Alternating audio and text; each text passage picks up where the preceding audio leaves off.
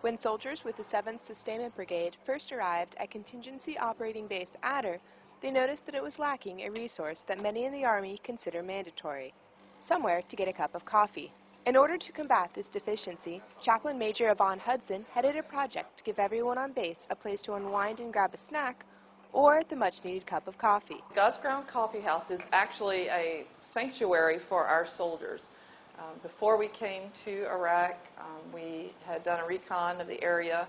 Our advance party, we found out there wasn't a coffee house here, and a lot of us are coffee drinkers because we're in the Army.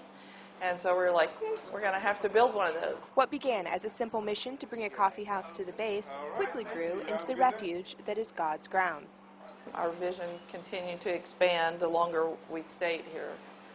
We turned one room into the room with the coffee bar and a rustic room, and the room we're sitting in right now. We were always constantly busy.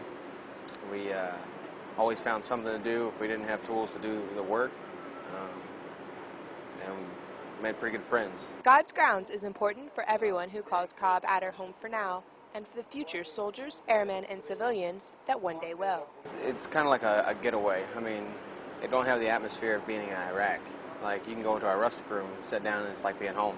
You know, you get the big 42-inch plasma screen TV and a nice couch, and there isn't concrete on the walls. It's actually wood.